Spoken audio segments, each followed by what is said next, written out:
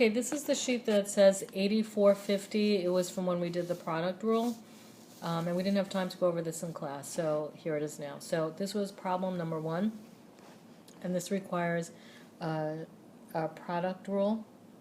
So it's going to be this piece times this piece. Okay, so the derivative is going to be the first times the derivative of the second. So the second requires a chain rule. Bring down the 2, keep the inside. 2 minus 1 is 1, and then the derivative of the inside.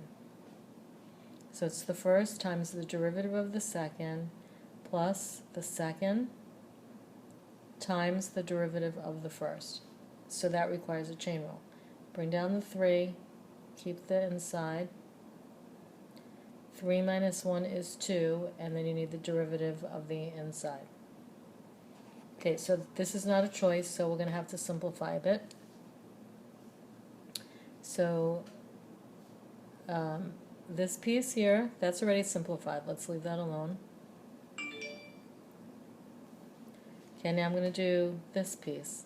So I can multiply the 2 and the negative 1, which will give me negative 2.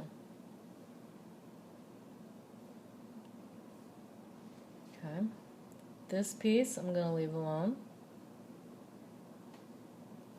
And on this piece, I can multiply the 3 and the 2.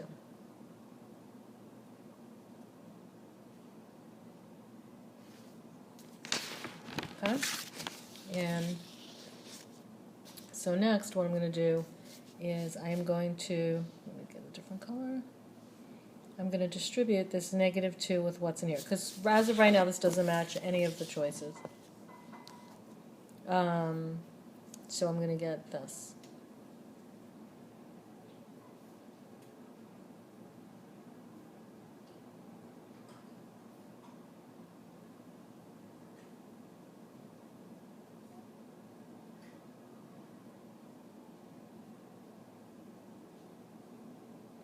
Okay, so then when you look at all your choices, this is supposed to be a plus, they all seem to have a 2x plus 1 in parentheses to the second power. And you can see that we definitely have a 2x plus 1 in both this term and this term. So I'm not going to multiply that out. There's also a 3 minus x in the second term here, but in the first term we just lost that because we multiplied out. So then you're going to say, okay, wait, maybe I shouldn't have multiplied that out, and then you go back. So the reason why I did that was to show you that even if you don't get like what you want, you just go back and redo it. So let's go back and we'll just simplify differently because we know we need to keep that. Okay, so we have a 2x plus 1 to the third. We're going to leave that alone. We're going to leave the negative 2 and the 3 minus x alone. And then we still want this 3 minus x, and we want the 2x plus 1. I'm going to bring the 6 out here. Okay, so I'm going to take this 2 right here, and I want to move that to the front so it can kind of look like the second term over here. So I'm just going to erase this part. And it's just a matter of playing around with stuff until you really get to what you want. So yeah, let me just erase this, make it nice and neat. Okay, so I'm going to bring the negative 2 to the front. Here's my 2x plus 1. Here's the 3 minus x. Okay, so here's one term, and then I have a second term. And the secret here is to, get another color, notice that you can factor out a 2x plus 1 from both. You can also factor out a 3 minus x in both, and you can factor a 2 out in both. Now, if you look at the choices, some of them have a 2 factored out, some have a negative 2 factored out, so it's just a matter of, guessing right. So let's erase some, make some room here.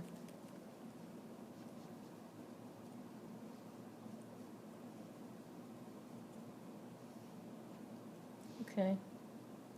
Alright, so what I'm going to do is I'm going to pull a negative 2 out, I'm going to pull out a 2x plus 1 to the second power, and I'm going to pull out a 3 minus x. So that's what I'm factoring out, and now what do I have left?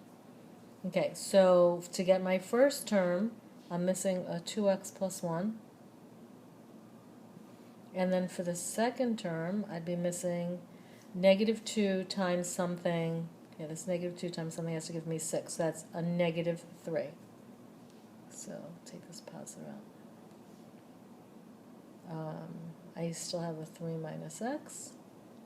And the 2x minus plus 1 squared is done. Okay, so quick check just to make sure that I factored correctly.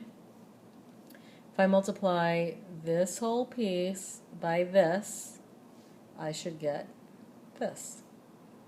And if I multiply this whole piece times this, I should get this, and then that's how I know I'm going to be right. Okay, let me make some more room. Now you'll notice this is not any of the choices either, but I'll let you know we're almost there. So you might say, well, how do I know to keep going or not? There's nothing else you can do, so just keep going until you have nothing else to do. So I'm going to leave this alone. And now I'm going to multiply out what's in these parentheses.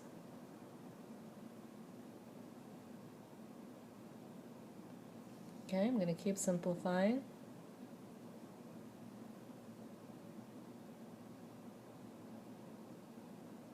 So 2x and 3x is 5x, and 1 minus 9 is negative 8.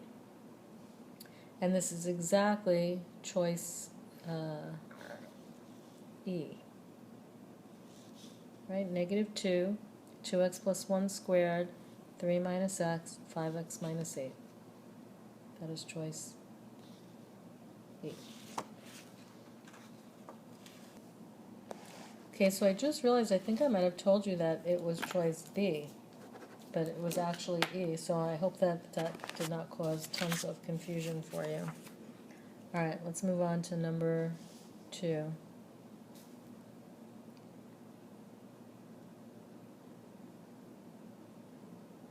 Okay, so this is going to be a quotient rule. So it's the bottom times the derivative of the top minus the top times the derivative of the bottom all over the bottom squared. And if you look at all the choices, it's all like a nice fraction, so we're going to need to simplify. So I'm going to distribute this 3. And then I'm going to distribute this negative with the 2. So negative 2 times 3x is negative 6x.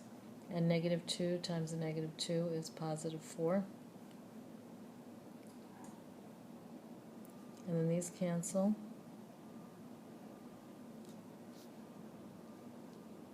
Then you get positive 7 over 2x plus 1 squared, and that was choice D.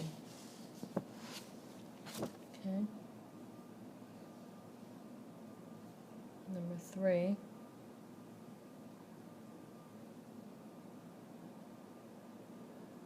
So first I'm going to rewrite this.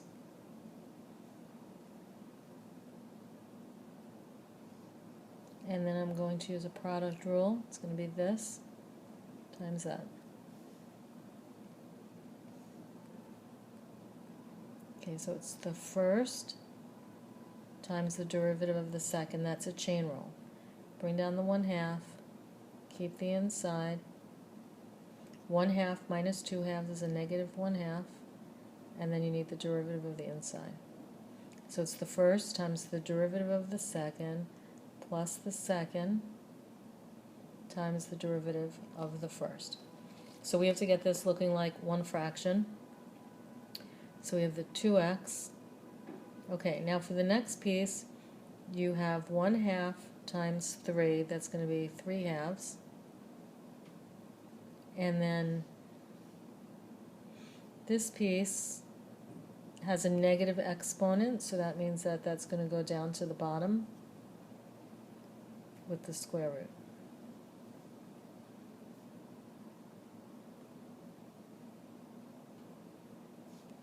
Okay, and now I can multiply this 2x times 3.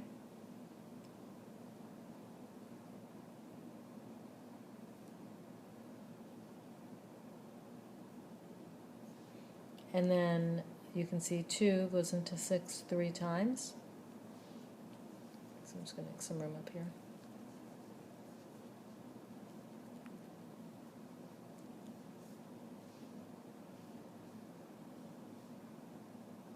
So I'm left with this.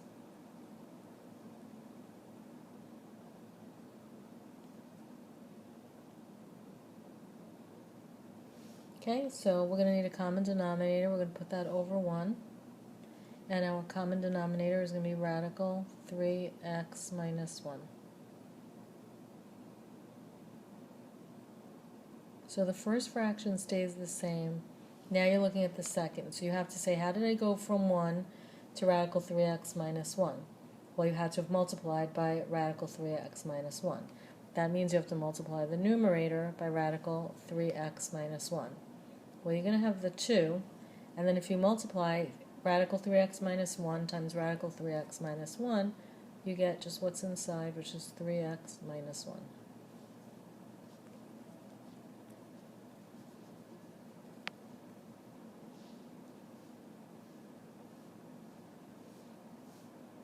Okay, so now we have the common denominator, and now we're just going to combine the numerators.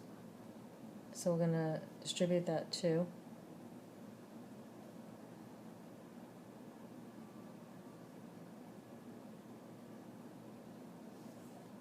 And you get 9x minus 2 over radical 3x minus 1, and that is choice C. Okay, let's go to number 4.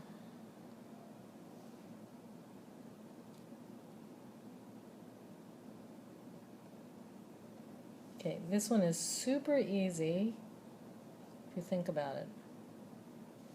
When you're multiplying two terms with the same base, the rule is to just keep the base and add the exponents. So 2.5 is equal to 5/2. And now I could just take the derivative with the power rule. Take away 2/2 equals 3/2. Of course, you could have done a product rule, which would have worked. Let me make some room here. So if I did a product rule using this times this, I'll get the first times the derivative of the second plus the second times the derivative of the first. If I simplify that, I'll have an x squared on top over a 2 radical x plus 2x radical x. And then I could find a common denominator and I can simplify, and no matter what, it's going to get me back to here. Now the problem is that that's not any of the choices, so we need to do some simplifying. So this is actually a very clever problem. Okay, if I have 5/2 x to the 3/2, that's the same thing as writing 5/2 square root of x, because the 2 is the root, with a power of 3. But that could be written as this, right? Because it's x cubed, so these two together will make radical x cubed. But when you square a square root, you just get x. And that's why the answer is A. Okay, and then for the last 3 problems, you didn't have to simplify, so we'll get through those quickly. Let's get a nice color. Okay, so for number 5,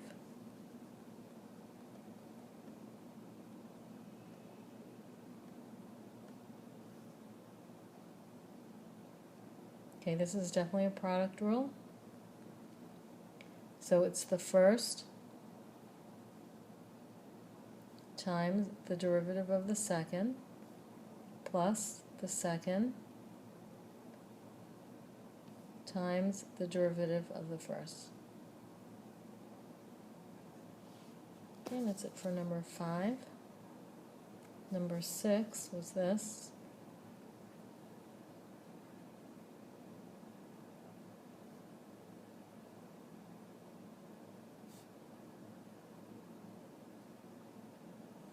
Okay, this is also a product rule, and so it's going to be this times that.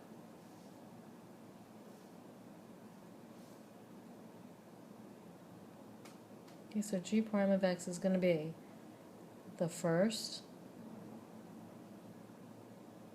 times the derivative of the second, which is a chain rule. Bring down the 5, keep the inside. 5 minus 1 is 4, and then you need the derivative of the inside. So it's the first times the derivative of the second plus the second times the derivative of the first, which is another chain rule. Bring down the 4, keep the inside. 4 minus 1 is 3, and then you need the derivative of the inside.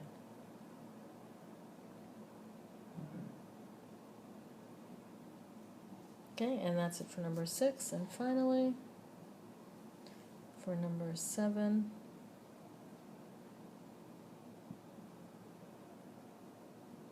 first you're going to change the form.